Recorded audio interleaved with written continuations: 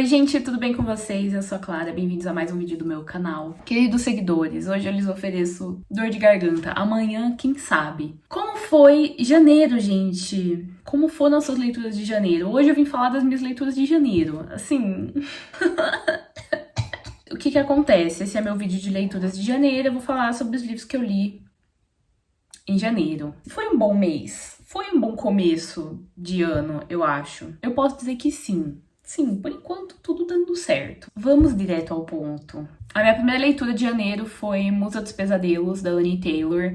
O segundo e último livro da duologia do Estranho Sonhador. Bom, provavelmente essa foi a melhor leitura do mês, porque esse livro é maravilhoso. Não apenas foi um dos melhores livros que eu já li, como me deixou totalmente assim, sem chão esse livro. Todo mundo me falava muito que esse livro iria superar Um Estranho Sonhador, e eu fico muito assim, porque eu acho que os dois livros se complementam perfeitamente. Acabei já falando desse livro aqui pra vocês. Eu fiz um vlog de leitura, inclusive, se vocês ainda não assistiram. Eu simplesmente fiquei impressionada com como a Annie Taylor conseguiu fechar essa duologia, como ela conseguiu trazer elementos fantásticos tão diferentes, tão maravilhosos, como ela conseguiu dar as respostas para as perguntas que a gente tinha desde as primeiras páginas de Um Estranho Sonhador, como ela trabalhou os personagens, o desfecho. Enfim, eu gostei de tudo, eu não tiraria nem colocaria nada nesse livro. Foi uma leitura favoritada, sim, eu passei bem mal.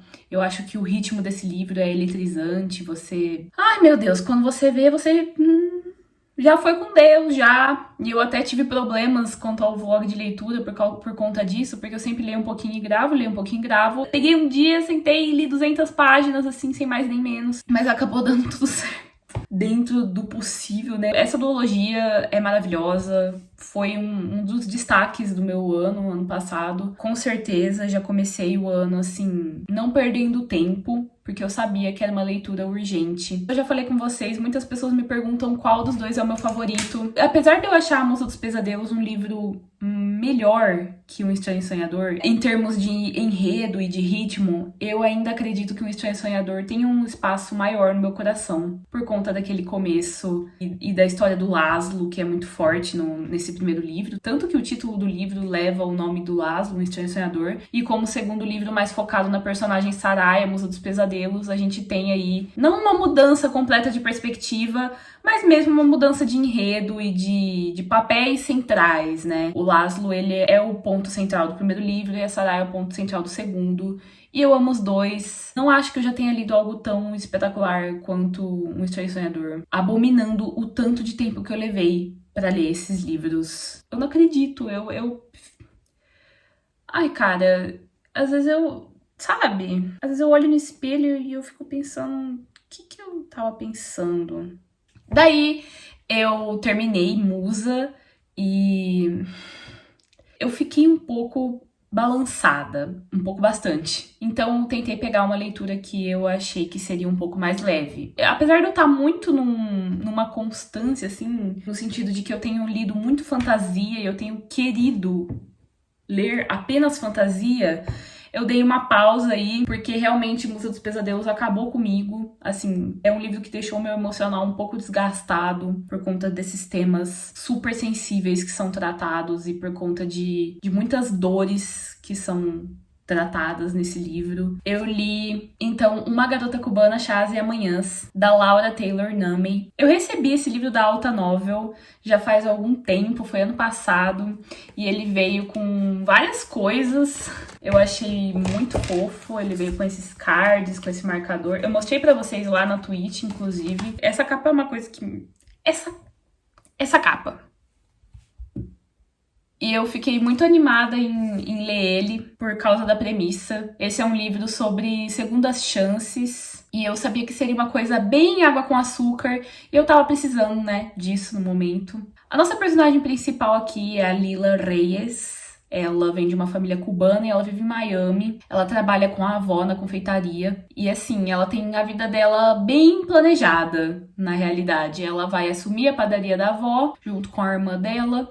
Ela vai provavelmente continuar namorando o namorado perfeito, que ela ama muito, e ela e a melhor amiga dela vão pra mesma faculdade, lá em Miami. E aí, de repente, dá tudo errado na vida dela. A avó acaba falecendo, e essa mulher era o alicerce da vida dela. O namorado dela termina com ela, e depois, não me lembro se é exatamente nessa ordem, mas acho que sim. A melhor amiga dela simplesmente fala que não vai mais pra faculdade, vai fazer um programa social na África e simplesmente vai embora. E essa garota desmorona, e ela tem um surto aí.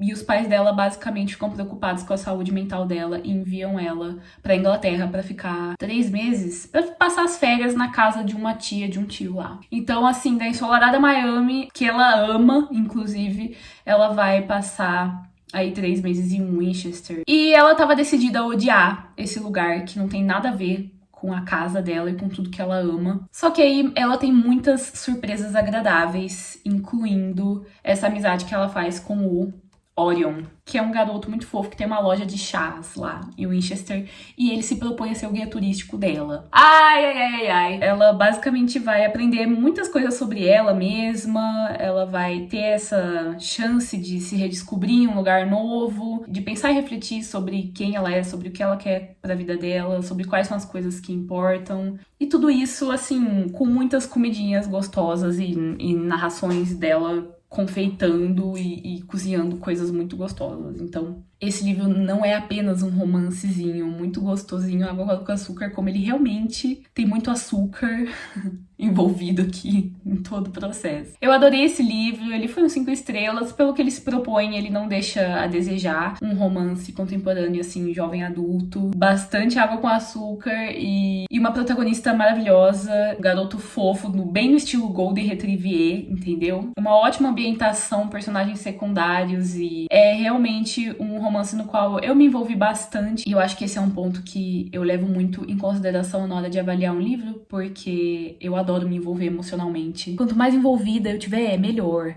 Assim, a estrepada é grande. É isso que eu gosto. Eu gosto de me envolver. Eu gosto que seja pessoal. No caso, eu me identifiquei muito com a Lila, porque eu também já fiz um intercâmbio, eu já estive fora do meu ambiente e conhecendo pessoas novas e meio que parecendo que aquela é uma dimensão paralela da minha vida e isso me serviu pra muitas coisas. Também tem a questão de que a família da Lila é cubana, então a gente conhece um pouco da cultura cubana. A própria autora, ela é cubana-americana, então ela traz isso em primeira mão pra gente, o que é muito interessante. Inclusive, no meu intercâmbio, eu tive experiência de viver com uma família meio cubana. Isso me tocou numa parte muito específica. E eu basicamente adorei o livro, foi uma leitura super gostosinha. Apesar dele ser um livro leve, ele tem pontos bastante sensíveis, principalmente em relação ao luto, a questões de adolescência e tudo mais, que podem pegar num lugar aí mais pessoal. Me prendeu muito, principalmente, eu lia ele, e quando eu não tava lendo ele, quando eu tava fazendo alguma outra coisa em casa, eu tava pensando, meu Deus, quero voltar a ler.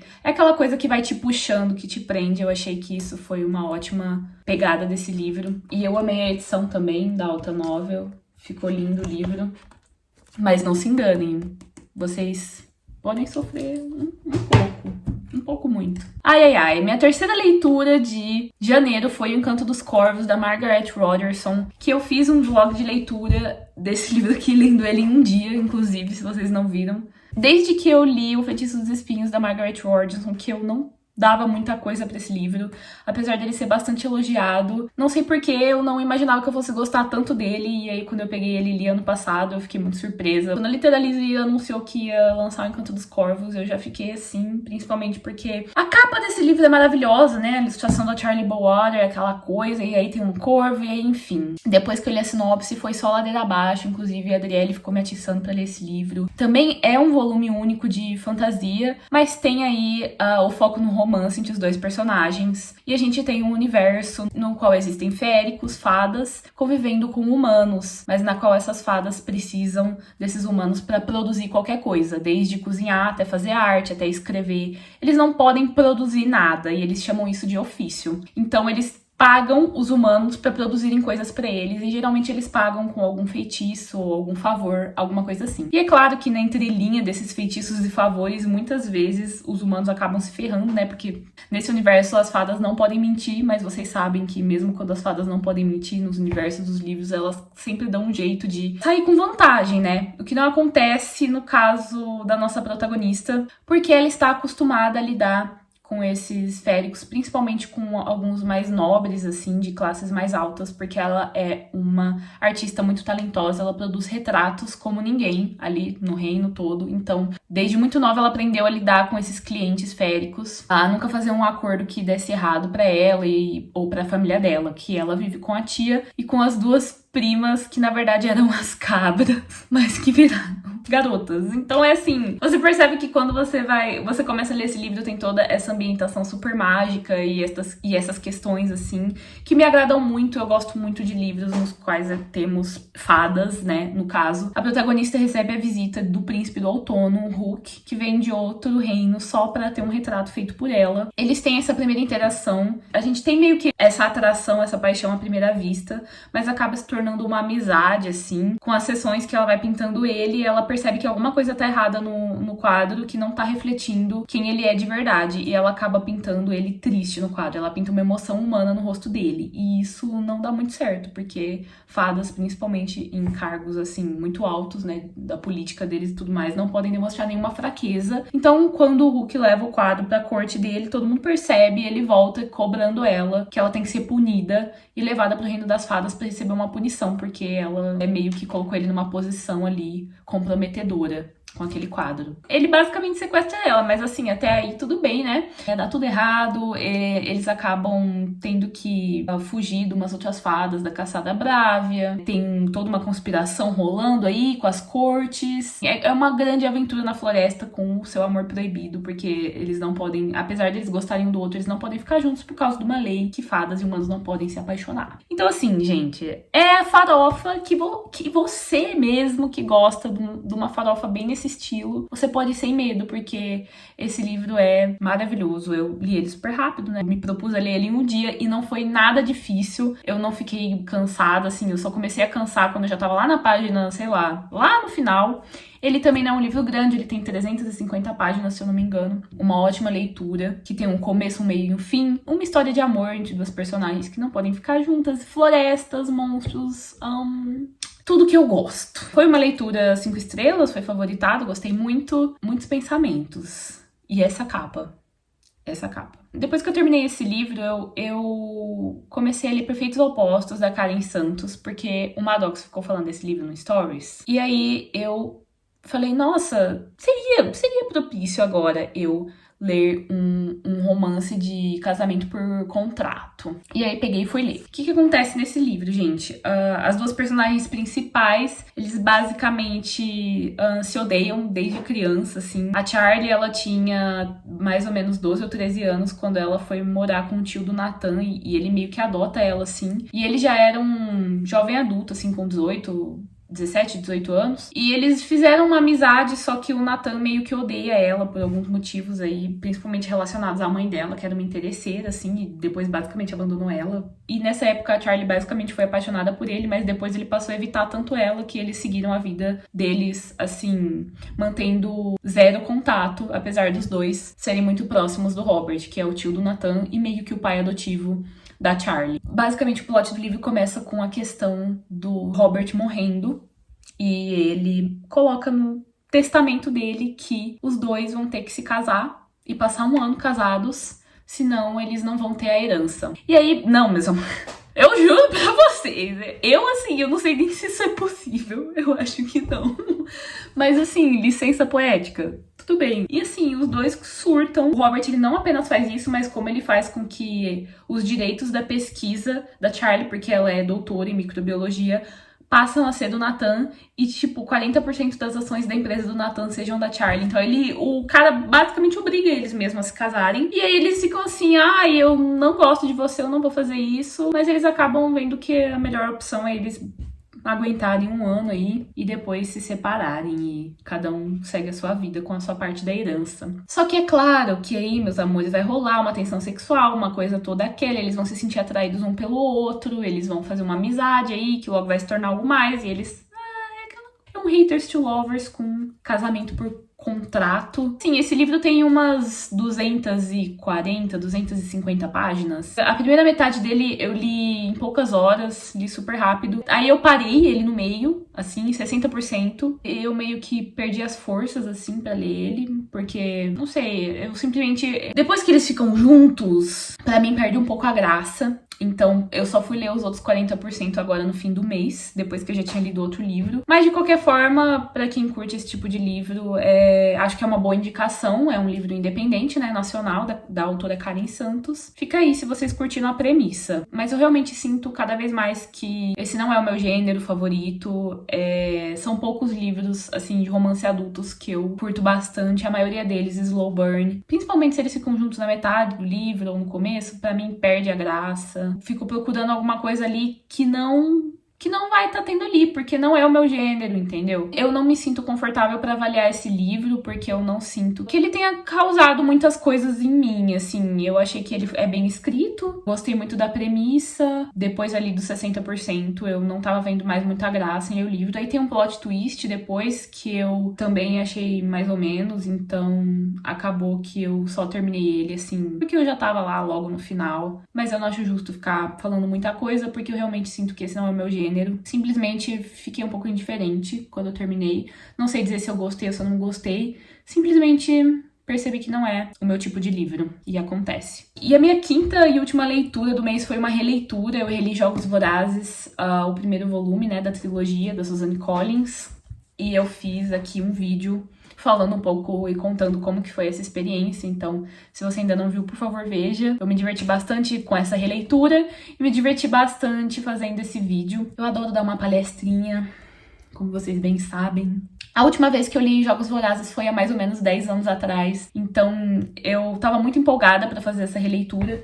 Inclusive, a minha primeira leitura agora de fevereiro vai ser Em Chamas. Eu adoro essa trilogia, com certeza esses livros são alguns dos meus favoritos. Com essa releitura que eu me diverti horrores. Eu relendo Jogos Vorazes, eu pensava, isso aqui sim é entretenimento de qualidade. Eu acho que esses livros envelheceram super bem. Simplesmente tem aspectos e detalhes que eu peguei nessa releitura que me chamaram muito a atenção. E eu falei bastante sobre isso no meu vídeo. Foi uma releitura favoritada, foi novamente um 5 estrelas. Eu adoro esses livros, acho eles poderosos em vários sentidos. O que mais me chama a atenção é essa especificidade da Katniss como protagonista nesse mundo distópico. Esse é o quesito mais poderoso, que chama mais atenção desses livros, são as perspectivas dessa personagem. Foi isso, agora eu tô ansiosíssima pra reler Em Chamas. Eu lembro que na época que eu li ele foi o meu favorito, então vem muito aí. As leituras de fevereiro, como vocês sabem, eu não costumo fazer TBR, eu só vou lendo assim o que me dá na telha, mas eu já comecei o mês com Em Chamas. Bom, pessoal, esse foi o meu vídeo de leituras de janeiro. Eu espero que vocês tenham gostado. Me contem aqui qual foi a sua leitura favorita